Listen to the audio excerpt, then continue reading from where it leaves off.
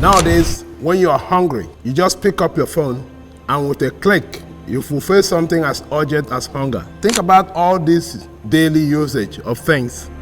What do you think makes it possible? Think also about how you begin to run helter-skelter when something you need is unavailable or when same-day delivery promised by a vendor is not fulfilled. We all have experience of this. Are you a business leader struggling with procuring raw materials or fulfilling customer demands punctually? Are you a policymaker saddled with the responsibility of promoting ease of doing business? Or are you an individual interested in understanding the art of moving things? In my inaugural lecture, I will share insights into the mechanism that makes it possible to get what you want, when and how you want it. Join me on the 28th February as I demystify the world of logistics and the interconnectivity it provides.